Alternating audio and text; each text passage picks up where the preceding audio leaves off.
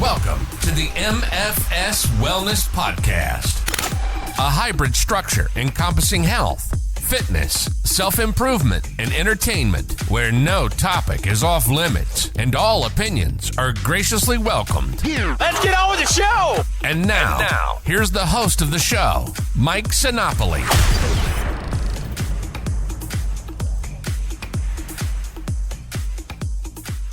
This is the MFS Wellness Podcast. I am Mike Sinopoli, and this is the first episode of 2025. So I hope everybody had a fantastic New Year, and you're up and running with your New Year's resolutions, if you set one. I mean, I think the New Year's resolution thing is sort of becoming cliche, passé, and maybe rightfully so, because like I've said before, that calendar flips, but nothing changes in you. There's this belief, this thought process that the new year is going to bring this new revitalized you. Sometimes that is enough to give you a little boost of motivation. Perhaps that'll last a week, maybe two. I don't know. Sometimes it does work. Sometimes that people do have that. I read here before that it's about 46% actually go through with it. But who knows? It depends what it is and what you consider a success. It's all very subjective, really. So, and I do think we set standards way too high for ourselves where we actually could find success, but we call ourselves failures just because we set something so unrealistic and nonsensical. So what I'm going to focus on here, with it being the evening here of January 9th, is you're either already getting started here. Maybe you've already failed. Who knows? Who cares at this point? Maybe you started on the 1st or maybe the 2nd, with New Year's falling on a Wednesday, New Year's Day. That means that maybe you kicked it out to the 6th to get started just because it was a weekend following, and who knows? But whenever you did it and however it's going, keep it going, obviously, for whatever you're doing, but also understand when it's time to throw in the towel, when maybe you set something that's a little too steep, it's unrealistic, and set something a little more attainable.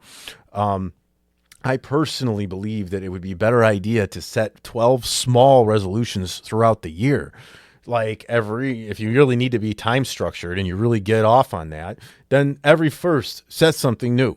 So that way, if you need to make a whole lifestyle change, you're not doing it all. You have to just cram it all in on the 1st. Okay. And I'll get into that a little bit more as we go through here. But I do want to share this article here that I have, or these statistics I have from Statista.com.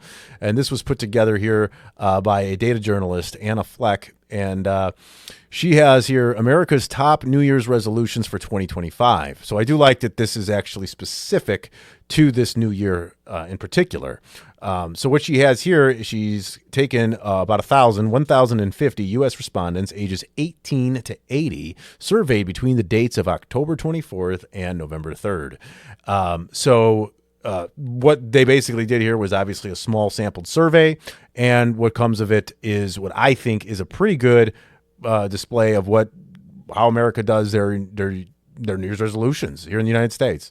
So I'll go through these real quick. The first one, the leader at 43%, is I am not making a resolution, and I think that's kind of good. I think it's a combination of people who just don't care and people that maybe have just realized that, hey, nothing's changing here on the New Year's. I don't care. I'm just going to keep going with it and doing what I'm doing, just continuing doing what I was doing in December and prior, and that's fine. And I think that's really a very healthy way, honest way to go.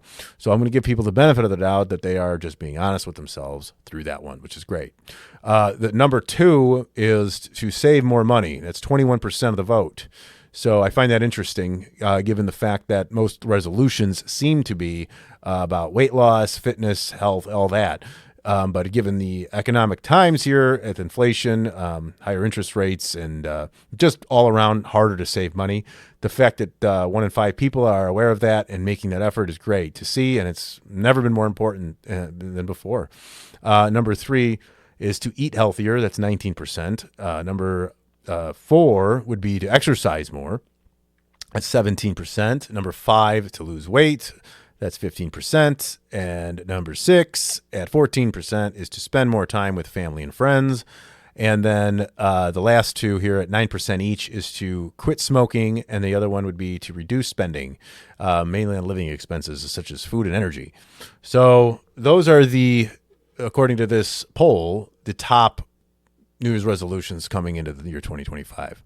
So I also have one here that lists a top 10 and kind of how to follow through. Gives a bunch of steps. This guy gives a bunch of steps on how to follow through.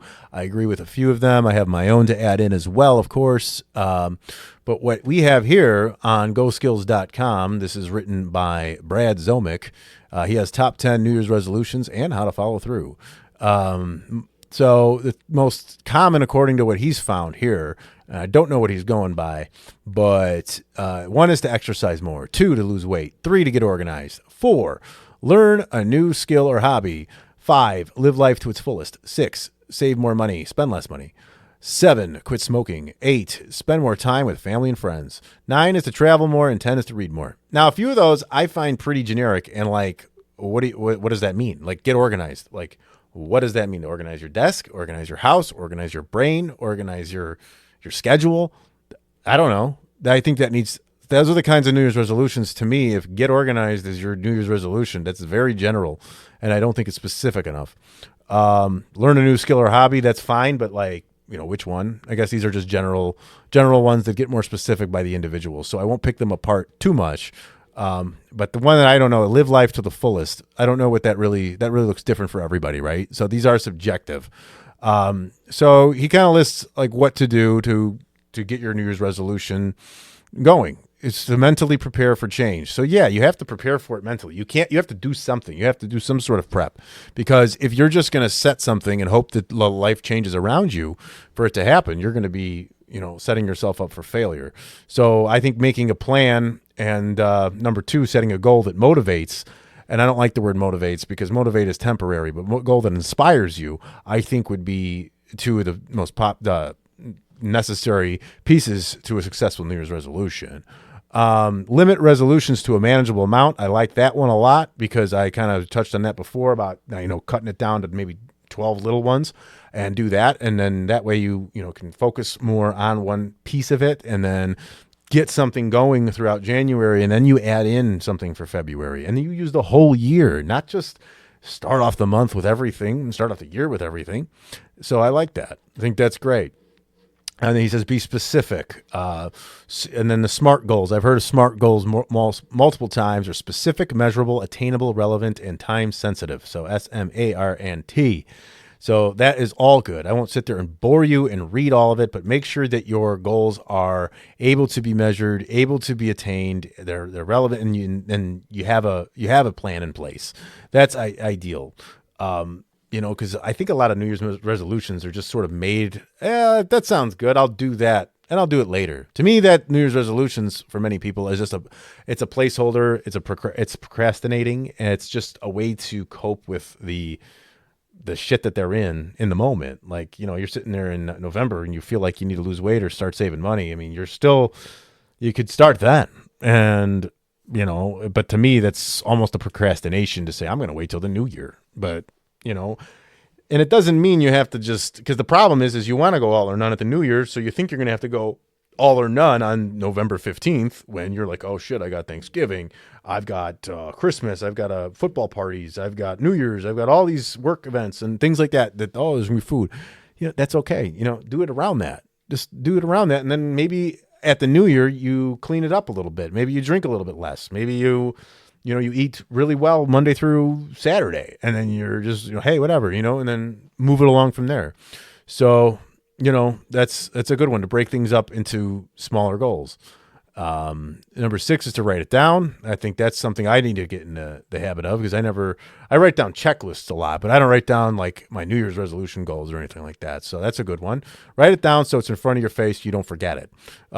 Share your resolutions with others. That's a good idea, because you know what? Sometimes that's just that accountability. When you told somebody you were going to do something, that might be that one little nudge you need to finish this thing out and to do this, because you said you were going to do it. You want to show that you are accountable to this person, whether they care or not. Automate where possible. So put things in Google Calendars, reminders set up, have a to-do lists, all of that stuff. There's all kinds of different apps and things for that to help you stay organized and automate things to achieve your goal. So that use technology as a assistant rather than the distraction that it is. I need help with that because have you ever picked up your phone and then just been like, I'm going to do this, but I was going to look at something, but then you end up you got a notification from something and then you check Facebook and then all of a sudden 2 hours go by and you're like, what the fuck did I open my phone for? And now you're like, oh, fuck. So yeah, that happens to people, happens to us all. 9 is to review your resolution regularly. That's good to keep it at the forefront of your mind so you don't put it back.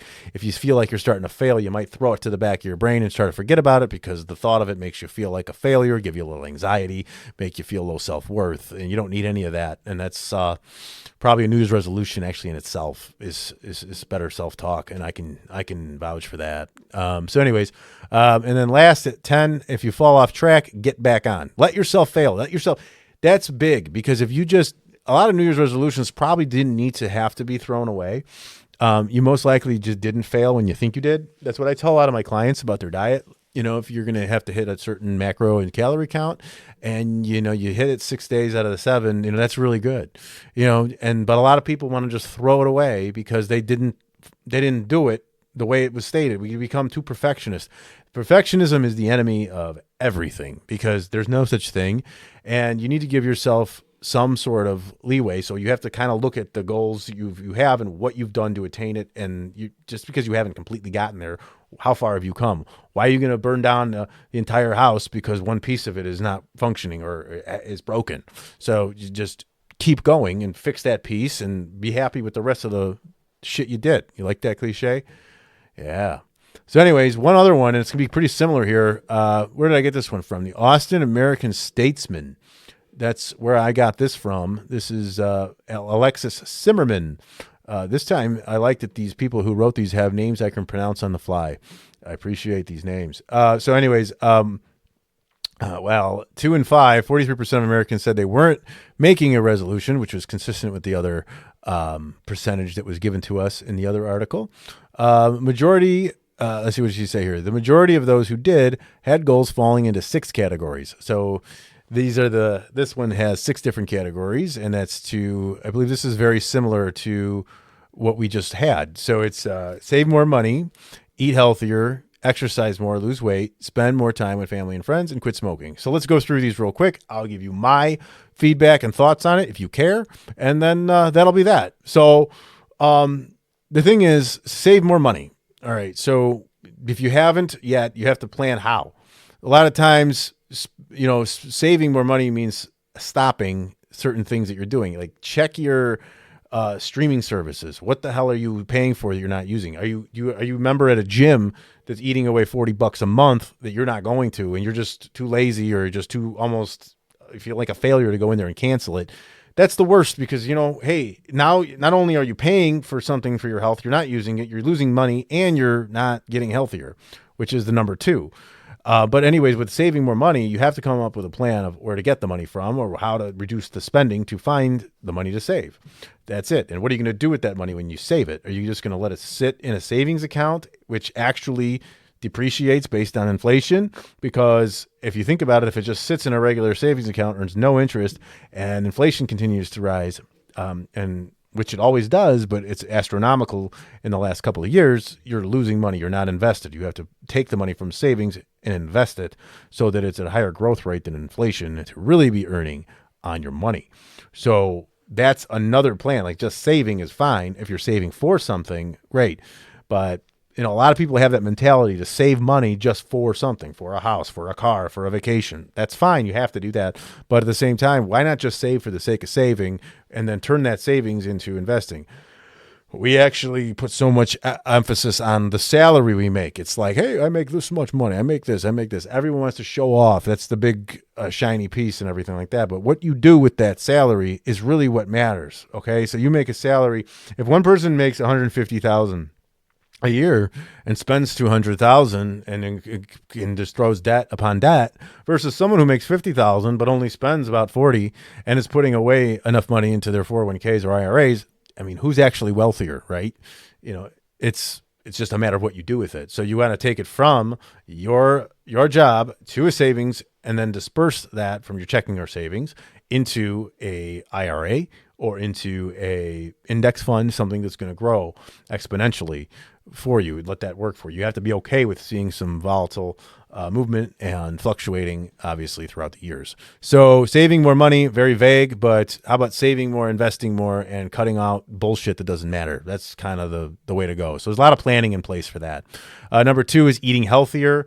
Again, these are very vague. Healthy has so many different versions. What are you trying to do? You're trying to lower your blood pressure, fix your blood sugar, trying to lose weight. You're just trying to feel better. There's so many different things. So to eat healthier, you have to know what that is for you. And if it's body composition, that's more of calories and macros. And you're going to want to be following something and weighing and measuring your food. But if it's overall just for your internal health, you don't have to weigh and measure your food so much as you do have to just kind of pick and choose what you're actually putting in your body that's going to make you feel good and actually increase your odds of staying disease free.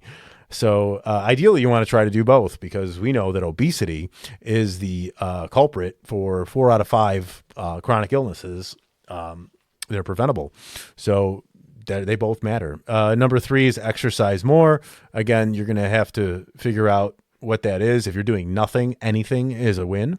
So that's where, like, if you're not exercising or you need to kick it up a little bit, do more. Just move more, walk more, start strength training. If you're not, if you don't like the way you look, do that. Do it for mobility, do it for flexibility, do it to stay mobile and active. And boy, as you get older, I'm only 41, but I keep saying I think I'm 42 because I'm going to be 42 this year, but 41, and shit, it goes by so fast. And I'm just like, I like to look good. Who doesn't? But the older I get, the more it's about this health thing, and it's a lot of paranoia around it, and seeing other people get sick, then your peers start to get sick and have these operations and things. It's just eye opening. So the number 4 goes along with it. 2, 3, and 4 all go together. Eat healthier, exercise more, and lose weight. Eating healthier and exercising more will lead to number 4, losing weight. So there you go. Lose weight, lose fat. How about that? You don't want to lose weight. You want to lose fat, because weight is muscle too. You want to hold that muscle on you. Don't just lose weight. A scale doesn't measure fat. It measures everything on you: water, muscle, fat, all of it. 5 is spend more time with family and friends. This is great. Boy, we really live in a shitty society, I think, at times, that's so work driven. We're outsourcing the childcare to somebody who is making a very low wage, and we're getting charged a ridiculous amount of money for our kids to be watched. I don't like it. Not going to lie. I understand. For anyone wants to yell at me, I understand that some people have no choice and they have to do it. And I get it. And I'm sorry. I feel sorry for them. I just don't agree with it. I don't like it. I do believe that life was a better way, in a sense, that when we had a parent home to be with the kids, especially in their youth, and one person works, and we do it that way. And it doesn't have to be the mom is home. It could be the dad. It doesn't matter to me. There's no gender role to me for that, outside of the nursing factor of it with women.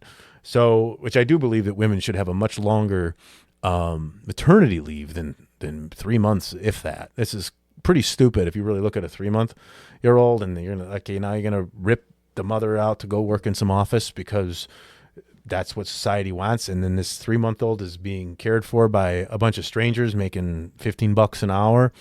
I don't like it. I don't like it at all. But that's what it is. And again, I don't like. I'm two ways with this, because I do know that in the 50s and 60s, there were a lot of women that, they weren't in the workforce and they got into a marriage, they had kids, and it was maybe an abusive or toxic situation that they were in, and they had nowhere to go.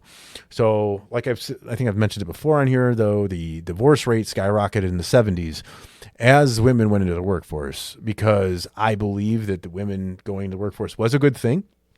In a way, because they were able to get out of a bad situation and support themselves. So I do agree with that. And in a sense, it has this two-edged sword, right? Like, yes, that's great that you need to be independent. Every single human being, no matter what gender you are, you have to be independent and be able to work and be able to do and support yourself. That's in this day and age, you have to. Divorce rate's still up there, even though it's declined. And I think it's only declined due to the fact that the cost of living has skyrocketed and salaries haven't really gone up, match that anywhere near where we need to be right now. So I do feel as if we've sort of backtracked now from maybe it was a toxic situation. And believe me, I know I'm getting way off course. There was a toxic situation having, the man working and just the woman's abused at home or unhappy, whatever it is. And she can't go anywhere because she just can't seem to get out of it because she can't support herself. But now it seems like two people are working, outsourcing their kids to some facility and paying out the ass for it. Meanwhile, they're split up and they don't have any quality time together. Their marriage sucks. They're mad at each other and they are sitting there pissed off in a shitty situation, but they can't get out of it because they can't afford to live without a dual income, without reducing their quality of life or sacrificing the safety of their kids for a certain living area. It kind of sucks. I don't know what the answer is at all. I just know I don't care for it. But whatever, it is what it is. You just do our best. That's where the save more money part comes in here as a New Year's resolution. It might be one of the first years I think that's actually as important as health. Don't get me wrong. Health is always going to be number one because without that, nothing else matters. Not a cent in the bank matters. And then lastly is quit smoking. Now, I don't even know. I can't believe that many people still smoke that are trying to quit. I thought this thing is history. I know everyone's vaping now, unless that's affiliated with it. But anyways, those are the New Year's resolutions that people are making. How are yours going?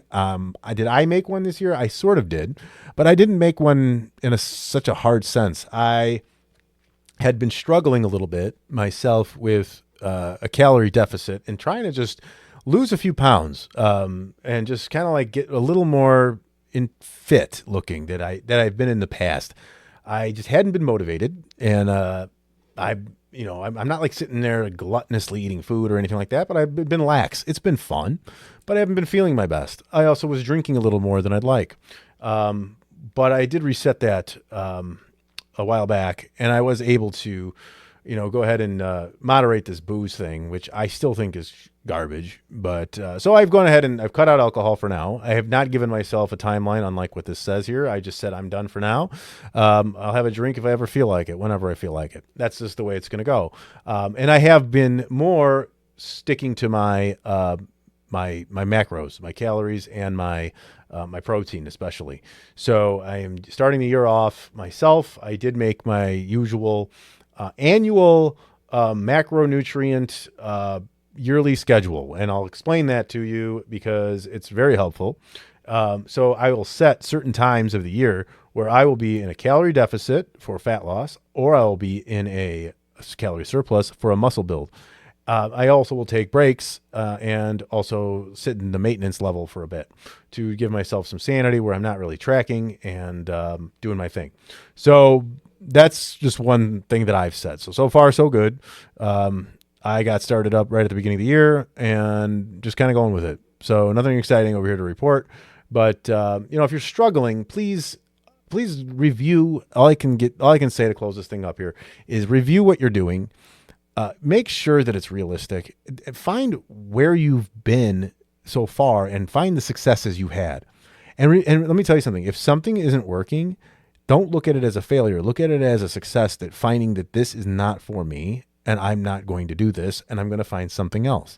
So, and don't throw it in. If you've already, shit away your New Year's resolution, don't throw in the towel. Just go ahead and restart and read something else. Let yourself evolve throughout the year. Let yourself just go with it and say, let's try, or just try it again. Maybe it is for you. You just have to try multiple times. It takes so many different times to just try. That's really all it is. So don't give up. Keep going or find what is going to work for you.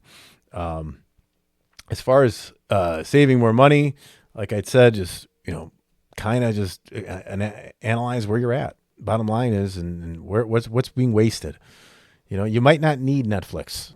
Honestly, you might not. You might think you do, but you don't. And then you get rid of it and you realize, oh shit, I can just read or something. Go to the library and get free shit and learn more.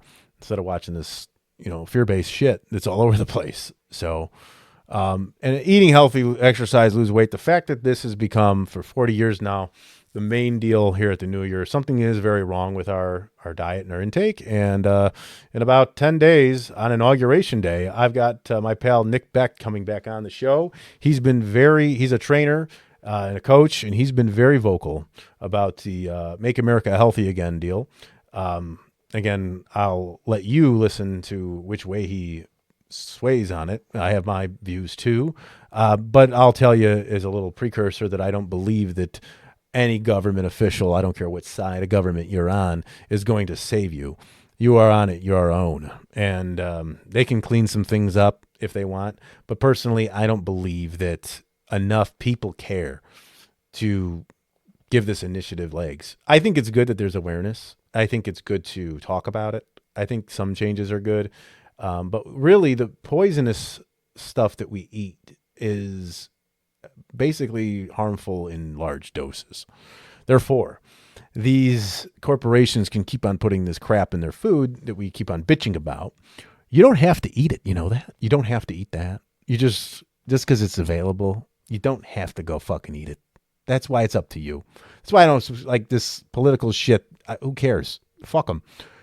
I'm not going to let some politician tell me they're going to make me healthy again or whatever, because they're not, no matter what. Because you could still, because I'll tell you what this, McDonald's, Burger King, Taco Bell, Wendy's, all of these shithole establishments, Pizza Hut, all the other places too, that, and not just fast food, even like good restaurants, nice family-owned restaurants, the diners, they're serving 15 to 2,000 calorie meals left and right. And they're just, that's what they do. That's their business. They're going to be there. And knowing that obesity is the number one cause of chronic illness, knowing that's not going away. So it's going to be very minuscule on what this Make America Healthy shit is. Okay. So if you're sitting around waiting for January 20th for this all to get implemented and thinking you're going to become some new healthy person, because it's not going to happen. There's so much bullshit, and there's going to be, you know what? I'll save it for the other episode. I'll save it for that. It's going to be a good one. So mark your calendars. We're going to release that one, January 20th, Make America Healthy Again. So if you have anything to say about that, or anything to me, or you want to yell at me, or make fun of me, or tell me you love me, whatever you want to do, you can reach me on social media at MFS Wellness. That's Instagram, Twitter, or X, whatever you call it now, Facebook and LinkedIn. Mike at mfswellness.com is my email address. Therefore, I will close this one up. If you're on your New Year's resolution, keep it going. If you want to talk about how to keep it going, call me, talk to me, text me, message me. I don't care. I'll help you if I can. And don't be so hard on yourself. Restart. And don't wait for the February 1st to restart. Start on January 16th if you need. Start on March 9th. Who cares?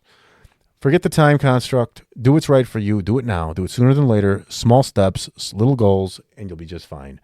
And until the next episode, I shall talk to you then. Thank you.